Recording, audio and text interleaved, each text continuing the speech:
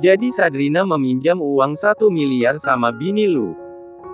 Andra nampak sangat terkejut ketika mendengar penjelasan dari Farel.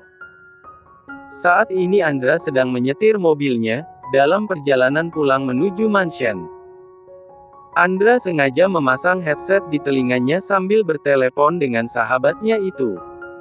Iya, gue curiga kalau uang itu digunakan oleh Sadrina untuk melunasi hutang sama lu. Renata baru bilang sama gue setelah meminjamkan uang itu. Lagian sih lu ngapain pakai ada perjanjian pernikahan sandiwara segala. Gue dulu menyarankan lu menikahi Sadrina bukan buat mempermainkan pernikahan. Lu gak kasihan sama dia, hidup dia sudah menderita. Sebenarnya gue dan bokap sudah berusaha untuk membantu Sadrina dari dulu, tapi Sadrina malah menolaknya. Jujur aja gue kecewa sama lu, gue akan marah kalau sampai lu menyakiti Sadrina. Bagi Farel, Sadrina dan Andra adalah temannya. Mereka bertiga dulu pernah sekolah di SMA yang sama. Bahkan ayah mereka sangat akrab sekali. Bukan hanya itu saja, Farel adalah cinta pertamanya Sadrina. Mereka berdua hampir saja akan menikah. Tapi Sadrina memilih untuk mengalah demi kebahagiaan Farel dan Renata. Di saat hati Sadrina sedang terluka, Steve datang seakan pengobat luka untuknya. Farel melanjutkan perkataannya, lu tahu kan sebelum gue bertemu dengan Renata, gue cowok brengsek dan playboy. Pacar gue banyak. Tapi di antara semua cewek yang dekat dengan gue, hanya Sadrina satu-satunya cewek yang gak gue pacari. Bahkan gue menolak perjodohan dengan dia. Lu tahu kenapa? Karena gue merasa lu dari dulu menyukai Sadrina. Setiap hari dan setiap waktu, hanya Sadrina dan Sadrina yang lu ceritain, sampai gue bosan. Makanya gue menyuruh lu untuk menikahi Sadrina, gue harap lu paham dengan perasaan lu sendiri. Mata Andra nampak berkaca-kaca, perkataan Farel membuat Andra tersadar seberapa besar rasa cintanya kepada Sadrina. Sungguh dia sangat menyesali perbuatannya, mengapa dia harus menyakiti Sadrina sampai menganggap Sadrina sebagai pemuas nafsunya hanya gara-gara Sadrina satu-satunya wanita yang bisa membuat dia berhasrat. Bahkan dia masih menganggap Sadrina sebagai pembantunya, karena ingin setiap hari mengerjainya. Iya, gue salah. Gue benar-benar brengsek. Gue sangat menyesal. Mengapa gue baru nyadar sekarang kalau sebenarnya gue cinta banget sama dia? Lirih Andra. Saat ini hati Andra sedang terpukul, mengapa dia tidak bisa memahami perasaannya sendiri? Farel merendahkan suaranya. Memang seharusnya dia tidak boleh marah kepada Andra. Segeralah pulang. Selesaikan hubungan lu dengan Sadrina. Klik. Setelah selesai bertelepon dengan Farel, Andra segera menaikkan kecepatan mobilnya. Kemudian dia mencoba untuk menghubungi Sadrina. Sudah beberapa kali Andra mencoba untuk menelpon Sadrina, tapi Sadrina tidak mengangkat panggilan telepon darinya juga. Andra melepaskan headset yang sedari tadi menempel di telinganya. Dia semakin menaikkan kecepatan mobilnya, agar segera sampai di mansion. Brim. Brurememem. Tapi tiba-tiba saja ada sebuah mobil menghadang dari depan, membuat Andra segera membanting setir ke kanan, sehingga mobilnya menabrak trotoar. BRAAKKKK. Sampai mobilnya terpental dan langsung terbalik. Suasana malam hari di jalan raya sana begitu sepi, sehingga tak ada satupun orang yang menolongnya. Pandangan Andra meremang. Ada darah mengalir di kepalanya, membuat dia merasakan pusing. Tapi Andra teringat dengan Sadrina, dia harus bertemu dengan Sadrina hari ini. Banyak hal yang harus dia ceritakan kepadanya. Sadrina, tunggulah aku. Gumam hati Andra. Perang. Andra menghancurkan kaca mobil dengan kepalan tangannya, sehingga tangannya berdarah. Tapi dia sama sekali tidak peduli dengan rasa sakit yang dia rasakan. Malam ini dia harus meminta maaf kepada Sadrina dan mengatakan yang sejujurnya bahwa dia sangat mencintai wanita itu. Namun, ketika Andra keluar dari mobil, Andra melihat ada seorang pria yang berdiri di hadapannya sambil memegang sebilah pisau. "Sadrina, tunggulah aku," gumam hati Andra. Perang. Andra menghancurkan kaca mobil dengan kepalan tangannya, sehingga tangannya berdarah. Tapi dia sama sekali tidak peduli dengan rasa sakit yang dia rasakan. Malam ini dia harus meminta maaf kepada Sadrina dan mengatakan yang sejujurnya bahwa dia sangat mencintai wanita itu. Namun, ketika Andra keluar dari mobil, Andra melihat ada seorang pria yang berdiri di hadapannya sambil memegang sebilah pisau. Rupanya Steve telah memerintahkan Leon untuk membunuh Andra. Rencana pertama Steve telah gagal, yang awalnya dia ingin memanfaatkan Thea untuk bisa menggoda Andra agar Andra bercerai Sadrina dan reputasi Andra menjadi buruk karena telah berselingkuh, tapi rupanya Andra sama sekali tidak tergoda oleh Thea.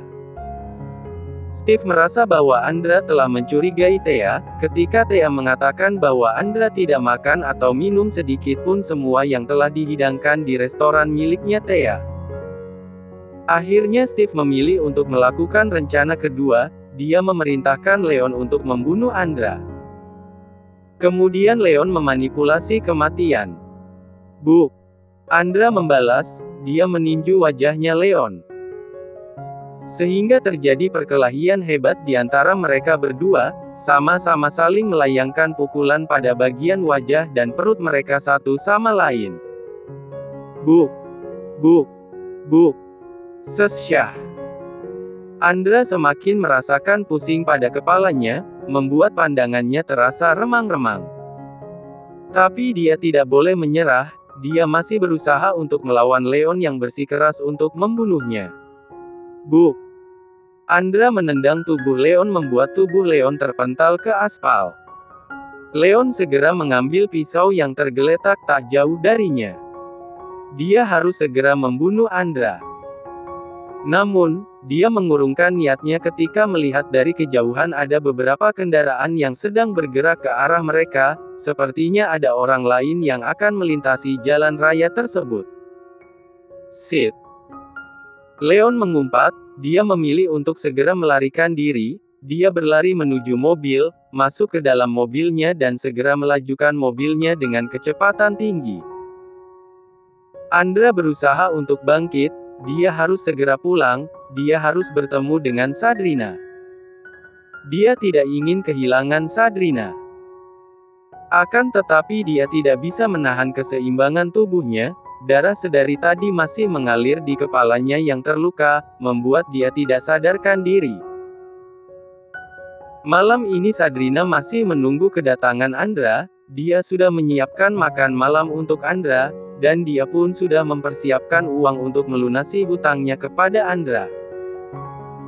Tapi walaupun begitu, dia ingin mendengarkan dulu penjelasan dari Andra tentang tato yang ada di dadanya Andra. Dia akan mendengarkan apa yang ingin Andra sampaikan. Sadrina memang sangat menyadari bahwa dia sudah memiliki perasaan kepada Andra, sehingga dia memutuskan untuk mengalah jika seandainya Andra masih mencintai mantan kekasihnya. Lagian pernikahan mereka hanya sandiwara. Sehingga Sadrina berniat untuk melunasi hutangnya kepada Andra, kalau seandainya Andra tidak memiliki perasaan kepadanya. Lebih baik dia yang mengalah dan pergi, yang penting Andra bahagia hidup dengan wanita yang dia cintai. Sadrina nampak terkejut ketika melihat ada banyak panggilan tak terjawab dari Andra. Saat Andra berusaha untuk menelponnya, ponselnya Sadrina sedang dicharger, sehingga Sadrina tidak tahu bahwa Andra sedari tadi sedang berusaha untuk menghubunginya. "Mengapa Andra ingin menelpon aku? Bukannya dia akan pulang malam ini?" Sadrina merasakan tak enak hati, dia memutuskan untuk menelpon balik.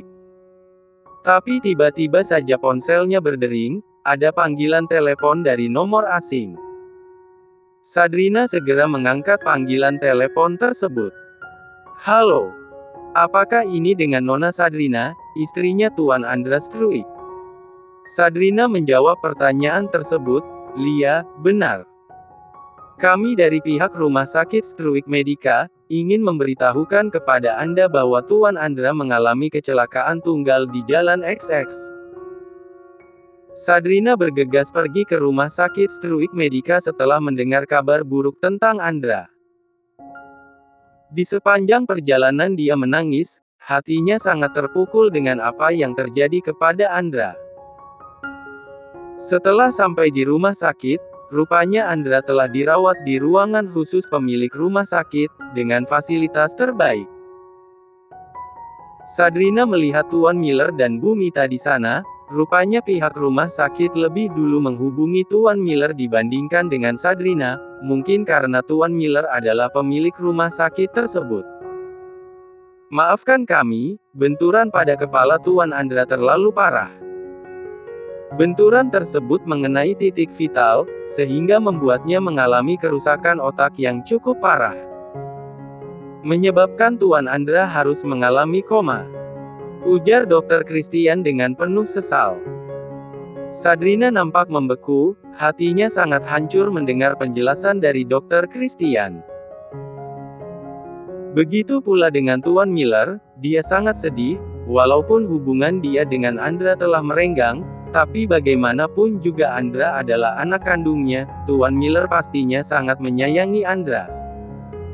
Sementara Bu Mita pura-pura menangis, rupanya dia sudah tahu apa yang dialami oleh Andra sebenarnya. "Untuk apa kamu datang ke sini? Dari awal saya tidak setuju kamu menikah dengan Andra.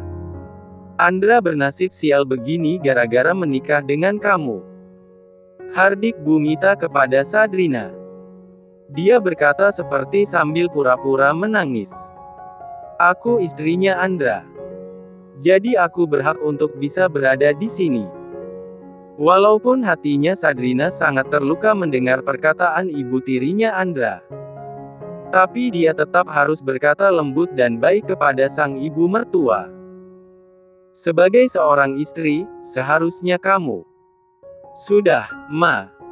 Bukan waktu yang tepat untuk berdebat seperti ini di rumah sakit. Lagian Sadrina tidak ada hubungannya dengan kecelakaan yang dialami Andra." Tuan Miller menyanggah perkataan istrinya. "Kenapa Papa jadi belain dia?" Bu Mita sangat tersinggung dengan perkataan suaminya.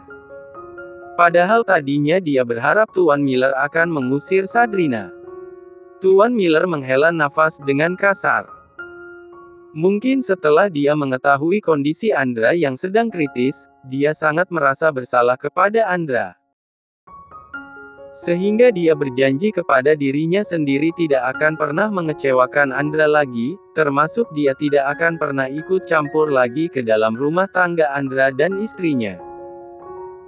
Apalagi Sadrina adalah anak dari sahabatnya, Tuan Miller sudah sangat mengenal Sadrina seperti apa. "Papa harus pulang ke mansion. Tolong jaga Andra, Sadrina." Sadrina nampak terkejut dengan perubahan sikap Tuan Miller kepadanya. Dulu saat dia dan Andra menikah, sikap Tuan Miller sangat dingin kepadanya. Tapi kini sikap Tuan Miller begitu lembut kepadanya. Justru hal tersebut membuat Bu Mita terlihat sangat kesal sekali. Iya, Pak. Jika seandainya pada akhirnya Sadrina harus berpisah dengan Andra, Sadrina ingin bisa memiliki kesempatan untuk merawat Andra selama Andra koma. Hahaha. Pekerjaanmu memang selalu memuaskan, Leon. Kamu tidak pernah mengecewakan aku. Steve tertawa puas setelah mendengar kabar dari ibunya bahwa Andra saat ini kondisinya sedang kritis bahkan mengalami koma. Sebenarnya Leon nampak ragu, mengapa kondisi Andra bisa kritis, padahal Andra sempat berkelahi dengannya. Tapi mungkin saja kepala Andra memang terluka parah, karena dia melihat kepala Andra yang terluka dan mengeluarkan darah ketika sedang berkelahi dengannya. Iya, Tuan. Apakah kamu sudah menghak semua CCTV yang ada di jalan raya sana? Tanya Steve lagi. Sudah, Tuan. Baguslah. Sekarang tugas kamu tinggal satu lagi. Buat dia mati sama persis seperti ibunya. Tita Steve sambil memberikan sebuah jarum suntik yang berisikan racun kepada Leon. Leon segera membawa jarum suntik tersebut. Baik, Tuan. Steve pun tertawa kembali, dia memutar kursi yang sedang dia duduki. Setelah Andra mati, dia akan menjadi pemimpin perusahaan dan menikahi Sadrina. Sekali merengkuh dayung 2-3 pulau terlampaui. Saat ini Sadrina sedang berada di ruangan tempat Andra dirawat, matanya nampak berkaca-kaca ketika melihat Andra dengan alat CPAP, di meja samping kiri terdapat elektrokardiogram. Kondisi Andra sangat memprihatinkan sekali. Grandong, bangunlah. Jangan membuat aku mengkhawatirkan kamu seperti ini. Aku sangat rindu sekali dengan semua keusilan kamu, aku sangat rindu dengan semua ocehan kamu, aku rindu sekali dengan semua ledekan kamu. Sadrina berkata sambil terisak-isak. Dadanya sangat terasa sesak. Aku akan melakukan apapun yang kamu mau, asalkan kamu sembuh. Tangisan Sadrina semakin menjadi-jadi. Dia sangat sedih melihat keadaan Andra yang memprihatinkan seperti ini, sambil menggenggam tangan Andra dengan erat. Hahi. Sadrina yang sedang menangis dikejutkan dengan suara bersin, sampai wanita itu seketika bangkit dari duduknya, memperhatikan Andra yang tiba-tiba saja bersin. Loh, Bu, bukannya kamu koma? Apa mungkin Andra sedang menipu dirinya dan semua orang?